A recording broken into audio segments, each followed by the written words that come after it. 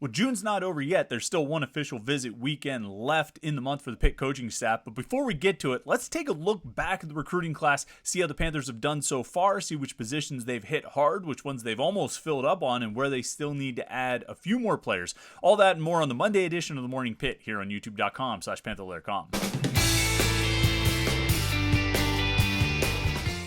All right. Welcome to the Monday edition of the Morning Pitt. It's youtube.com/Panther-Lair.com. I'm Chris Peak from Panther-Lair.com. You know the website, Panther-Lair.com, Pittsburgh.rivals.com. The most comprehensive source of Pitt sports news on the internet, football, basketball, and recruiting. You find it all at Panther-Lair.com and message boards to interact with hundreds and thousands of other Pitt fans. All day, every day, right here, Panther-Lair.com. Right there, Panther-Lair.com. Message boards buzzing as they have been all month and really all spring with all the recruiting activity, and we try and keep you up to date right there at Panther-Lair.com, and then we do our video thing here at youtube.com/Panther-Lair.com. So you know what we always ask you to do: like this video and subscribe to the YouTube channel, youtube.com/Panther-Lair.com. That way you can keep up with all of our video content here. We have the daily Morning Pitt videos every day of the week to get your day started, your morning shower, your morning shave, your morning Pitt, and give you a little bit of Pitt conversation to kick the day off. We have our weekly Wednesday night live show. Every Wednesday night at 8:30 p.m. we have the live Panther-Lair show where I sit here and talk, usually with our friend Jim Hammett, who has absconded to the beach. And so we're going to miss him this week, but we'll keep trying to talk him into dropping in at some point. But we also take your comments and questions during the live show. So it's really kind of an interactive back and forth conversation type of situation. And then we also have other video features, like when Cameron Lindsay, the 4-star linebacker from Aliquippa, committed last week. We had a video of him announcing his commitment, and then also a separate video interview that we put together. So it's like an 8 or 9 minute video. That's the kind of thing we have at youtube.com/Panther-Lair.com. So do me a favor, like this video and subscribe to our YouTube channel. That way you won't miss any of our Pitt video content. youtube.com/Panther-Lair.com. So it's Monday, really heading toward the final 2 weeks of June, the final official visit weekend of June. Pitt coaches will have some recruits coming on campus again, a Thursday to Saturday official visit. That'll start on this Thursday, the 22nd. They'll be here until the 24th. As we get closer to that day, we'll have confirmed lists of official visitors coming in on Panther-Lair.com, and of course we will talk about it right here on the Morning Pit on Thursday morning to get you ready, everything you need to know for the official visit weekend. But I thought, since Pitt is sitting right at 22 total commitments, 19 announced, I thought this would be a good time just to kind of recap the class up till this point, what they've gotten, what they need, where they might go for it, and kind of how the class has come together so far. I thought it'd be a conversation we can have. Now, like I said, there's 19 commitments that have been announced, and kind of glancing over the commitment list, only 8 of them are on offense. And it's pretty interesting. And of the 8, 4 are offensive linemen. And I think probably, look, there's always an ongoing narrative, and I don't use narrative as a pejorative. There's a narrative about Pitt recruiting that it's much better on defense than it is on offense. And I think that narrative has some basis in truth. And I'm not just talking about this 2024 recruiting class. We'll talk in a second about the recruit that I think is the best recruit in the class. And I talked about this a few times at the end of last week, so you probably know who I'm talking about. But he's an offensive guy. So it's not like they've never gotten good offensive recruits. Obviously, Jordan Addison and Izzy Abanikanda were really good. This guy named Pickett was really good. They've had good offensive players. But on the whole, defense has been better than offense. And certainly by the numbers now, with 19 announced commitments, and you have 11 offense and 8 defense, flip that, 11 defense and 8 offense, the numbers are favoring the efforts on the defensive side of the ball. Now, I don't know if they'll end up with a straight 12-12 split if they sign 24 guys. I don't know what the, I don't know what the breakdown will ultimately be. I think it'll be pretty close to balanced. I think they'll figure out, I think they'll get a few more guys on offense to kind of balance it out. And we'll talk about some of the positions where they need to add players. But it is interesting just to look at it right now. And again, it's just the announced guys. There's still 3 more unannounced commitments out there. But of the announced guys, 8 are on offense, 11 on defense. And of those 8, 4 are offensive linemen. And it's in that group where I think you'll find the real gem of the class. I mean, I think it's the best commitment in the class, one of the better commitments that Pitt has gotten over the years, and certainly, I mean, a top 2 offensive line commitment under Pat Narduzzi, and that's Caleb Holmes, the offensive lineman from Creekside High School in Fairburn, Georgia, former teammate of Pitt freshman offensive lineman B.J. Williams, which did not hurt when Holmes came for his official visit on the first weekend of the month, that he was able to spend time with a high school teammate, someone he lined up next to, probably for a few dozen games in high school. That helped. But I think you had a really good recruiting combo with Archie Collins and Dave Borbley working on Caleb Holmes, and they landed his commitment right off the bat. First weekend of the month, he committed. He announced it a week later, and it still stands as probably one of the most surprising commitments I've seen Pitt get in this recruiting class, and one of the more surprising commitments that we've seen over the last few years. I think Caleb Holmes stands as, if not number 1, he's the number 2 offensive line commitment that Pat Narduzzi has landed. Number 1 would probably be Ryan Baer, the 4-star tackle in last year's class, a guy who's going to play, I think, a pretty significant role this year, either as the 6th man, the first tackle, first guard off the bench, really, or potentially even a starter, depending on how the coaches settle that left side of the line. We've talked about that a lot with Bear and Branson Taylor and Ryan Jacoby. 2 of those 3 guys will start. The other one will probably still play a lot. Bear has the versatility to play tackle or guard, so it really can be 2 of the top 3 there.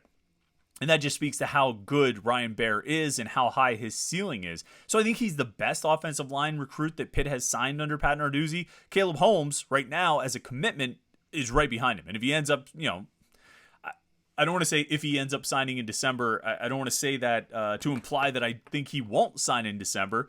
It's just a reflection on the sign of the times. I mean, that's what happens. I mean, you don't know who's going to sign. You don't know how many guys are going to stick. There's 22 commitments right now, or 21 commitments right now, I guess.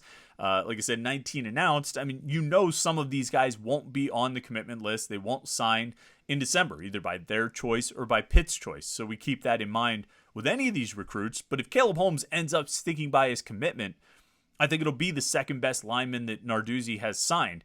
And we right now on Rivals.com, we have as a high 3-star prospect, the highest possible 3-star prospect. If he gets any kind of ranking bump whatsoever from a 5.7 on the Rivals rating scale, he's going to move up into 4-star territory. And I think he should. I think his offer sheet backs it up. I think, when you've got offers from Auburn, LSU, Florida State, Oklahoma, I mean, these are some of I said this on Friday in the 3-2-1 column. It's not Alabama and Ohio State and some of those like elite tier programs, but it's one step down. It's not very far away, and it's still the kind of teams you want to beat for recruits. You want to win against Oklahoma for recruits. You want to win against Florida State and LSU and Auburn for recruits, particularly for a guy out of the Southeast like Caleb Holmes. To me, like I said, he's the jewel of the class right now. One of the more surprising commitments they've landed, and one of the best prospects they've got on the commitment board right now, and he's on the offensive side of the ball. I think it's huge to have a commitment from Holmes. I think it's huge to have a really talented offensive lineman to kind of back up the class, or to build with the class, and then put 3 guys around him: Giovanni Cooley, Adam Abaraya, and Mason Lindsay. 3 more O-line prospects that are probably more in line with what we've seen Pitt sort of typically sign on a year-to-year basis. Basically since during Narduzzi's tenure, basically since Paul Christ left, it's pretty much what we've seen them sign. Guys that Dave Borbley likes, he likes their potential, and he feels like he can develop and help them grow over the next few years. And so, I think it's a good group, and I think those numbers, signing 4 guys, will help keep that offensive line room kind of stocked. Elsewhere on offense, they've got 2 receivers committed: Day Farmer, the 4-star receiver, and Cam Montero, the do-everything athlete from Brockton, Massachusetts, who signed last week. They've got a tight end, Eric Ingerson, the kid from Nebraska, who was being courted by Nebraska, took his official visit to Pitt, and shut down that courtship and said, "I'm sticking with Pitt." And then Jules Goff, the running back from I always forget what high school he goes to. He's in York, PA, Central York. That's where he's at. Central York, PA, a bigger back in the recruiting class. I think with all those positions, wide receiver, tight end, running back, I think they want one more player. at each of them. I think they want another receiver to go with Farmer and Montero and potentially 2 more receivers, just partially to help the numbers because they need it, and partially as insurance against the decommitment. Certainly, we're all keeping an eye on Farmer. I think they want another tight end to go with Ingerson because, quite frankly, they need him. They haven't really. It's just the gaps in recruiting at tight end, which has been a mess for this staff basically since Narduzzi arrived in 2015, and it continues to be so. I mean, they need to restock that position. You have this season with Gavin Bartholomew, and he's got eligibility to play one more year, but who knows? Maybe he has that super breakout season. I feel like he had a breakout season as a freshman, didn't really do anything I don't think you would call his sophomore season a quality follow-up to a breakout performance, but maybe he has kind of that super breakout year this year and decides to go, and then you're really stuck with tight ends. You're really low on numbers there. So I think they need to sign 2 tight ends in this class, and the staff seems to want to do that as well. And then the same thing with running back. They told Jules Goff the commitment. He's been committed since January. They told him, I think he said 2 months ago, so April or May, they told him that they were going to try and get a second running back in the class. So basically every position is still open, and I think there's even a couple offensive line recruits out there that they would like to land that they're still kind of working on from the first 2 official visit weekends, and guys who could potentially come in this last visit weekend. So even there, I could see them trying to add another player or 2. And all of this, surrounds the fact that they don't have a quarterback commitment. So they need to add someone there. And we talked about that last Wednesday. We had kind of an extended break. Was it Wednesday?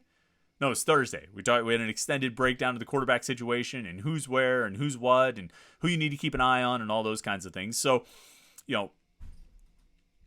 basically every position on offense could use another addition in this 2024 recruiting class. And quite frankly, you could say the same thing about defense as well. They have 11 announced commitments on that side of the ball. So far, I don't think there's any position right now that I look at that I would say is closed down to taking more commitments. I think they still have top targets on the board everywhere. Defensive line, linebacker, DB. I mean, a defensive back right now, they have 5 commitments. I would not be surprised if at some point on the commitment list there were 7. I think they will aim to sign 6. I think they could, I think you would end up taking 7 commitments, thinking that probably you're going to lose one or drop one, however you want to go about it. But I think they're going to keep adding there. I mean, it's a good group. It's a lot of guys who sort of fit the mold of what Pitt looks for in defensive backs. We talked about that last week as well. How many defensive backs do they need? They're going to keep adding numbers there to restock that spot and linebacker too. And I feel like we talked about this with the Cameron Lindsay commitment last week and I know I wrote about it on Friday in the 321 column that, they've got Davin Bruton and Cameron Lindsay already announced commitments this year. They signed 3 guys last year in Jordan Bass and Rasheem Biles and Braylon Lovelace. I'm guessing they'll take another linebacker. I expect them to take another linebacker or 2 in this 2024 recruiting class, which will basically reload the depth and build the 2 deep for the 2025 season. And I think that's what you're looking ahead at now. And those guys, the 23 class will be entering their 3rd season in 2025. This group right now, Lindsay and Bruton and whoever else they sign, will be entering their 2nd seasons. And that's going to be your 2 deep. Maybe with a transfer somewhere in there. Coming in, but that's basically going to be the 2 deep, maybe with Kyle Lewis in the mix as well. So these 2 recruiting classes are hugely important for the linebackers and for the immediate future of the linebacker position at Pitt with last year's class and then the guys that they sign this year. So it's crucial, I think, and we've talked a few times about how big this class is going to be, how it's going to be one of the bigger classes Pitt has signed in recent memory, get up 23, 24, 25 recruits. And they're using those numbers because they need those numbers. They need to restock at linebacker. They need to reload at defensive back. And I think they're doing it at defensive line too, with what do they have already? They already have 4 commitments. Jasir Whittington and Francis Brew are definitely defensive tackles. Zach Crothers is definitely a defensive end. Ty Uas from Central Catholic could be an end or a tackle. Could see him going either way there. And I wouldn't be surprised if they get 2 more guys on the defensive line, an end and a tackle, or maybe just one end. I could see them signing one more pure end, like Elias Rudolph, who visited on the first official visit weekend, a 4-star guy. Sincere Carey, UCF commit, 4-star guy who's coming in this weekend. I could see them getting a guy like that, like one of those kinds of guys, and maybe shutting it down, saying, all right, five D linemen, 3 linebackers, and 6 DBs. That should be enough. 14 guys on defense in a class that might be 24 or 25 recruits. Maybe I was wrong. Maybe they're not going to end up with that balance that I talked about if they end up signing 14 guys on defense. But while I think they need to keep adding numbers at a lot of these spots on offense, and I talk about tight end, they need 2 tight ends in this class, running back or this or that. The reality is, I think defense is probably the area where they do need to load up the most, because they're coming up on some gaps in some years here in the next season or two. They're 24 and 25. They're going to need to be able to refill a couple positions where they could run out of bodies pretty quick. And so with this bigger recruiting class, there probably is a little bit more of an emphasis on defense. Not that offense is being ignored, but there probably is a little bit more of an emphasis on defense because they're coming up against it with DBs. They're coming up against it with linebackers. They're going to run into a shortage of defensive line in the next 2 years. It's always cyclical. Recruiting is always a cycle, and you're always going to be adding guys and losing guys. I mean, every year roster management is a cycle. This class, this class's place in that cycle is reloading a lot of those defensive positions, in addition to tight end. Ideally, if they can get 2, and then potentially running back, and then, like I said, going heavy kind of on offensive line. So these next few weeks will be interesting. I think a few more of there's 3 unannounced commitments right now. I'm guessing by the end of June we'll have heard from at least 2, if not all 3 of them. And then in addition to whatever else they're able to land either out of this coming official visit weekend, which is going to be really interesting because they've got a lot of guys. At a certain point, there were like 20-some guys who said they're going to come in for official visits this weekend. I don't know if all 20 are going to come in, but they're going to bring in a decent-sized group. While every position still needs a few more commitments, the spots aren't limitless, and everybody who visits this weekend is not going to have a spot, unless they only bring in like 4 dudes or something. But I'm guessing they'll still be in the teens, and so not everybody here is going to have a spot. Some of these visits might be almost kind of like placeholders, like keep us in mind type of thing. Some of these visits, you kind of wonder what the point is. And then there's some visits with top targets that, they're trying to land those guys, in addition to the guys that are still left over from visit week 1 and visit week 2. You've got those guys hanging out there that you're trying to grab. And I think a number of those guys who visited on the first weekend and visited on the second weekend are taking more visits. They've taken 2 or 3 visits since then, and then they'll probably make their commitment either in late June or early July. So these next few weeks, as if the last few weeks weren't busy enough and interesting enough, these next few weeks are going to tell us a lot, as we see this recruiting class come together. And there'll be decommitments too. I think that they'll probably lose 1 or 2 guys over the next 3-4 weeks. That would sort of track with what has happened historically the past few years. And I think they'll and they're going to add a bunch of guys too. So this recruiting class has come together quite nicely, I think, and it'll keep coming into focus and gaining its shape, I think, over the next few weeks. So this is the recruiting time is not going to slow down. With the final official visit weekend is not going to be the end of recruiting for the summer. I think you're going to see commitments and decommitments sort of scattered throughout July and August, which has been the case the last few years. I think it's going to kind of follow on the same path, just with bigger numbers, because this is a bigger class than they've signed the last few years. So make sure you stay tuned to Panther-Lair.com to keep up on all of that stuff. Panther-Lair.com, Panther, don't forget the dash. Panther-Lair.com, Pittsburgh.rivals.com to get up all the latest Pitt sports news and message boards to talk about it with other Pitt fans all day, every day at Panther-Lair.com. And then, like we always ask you to do right here at youtube.com/Panther-Lair.com, like this video and subscribe to our YouTube channel. We appreciate that. And hope you had a great weekend. Hope it was a nice Father's Day and all of those things, and get started on a new week here. So have a great Monday. We'll be back with you tomorrow for another Morning Pitt right here on youtube.com/Panther-Lair.com.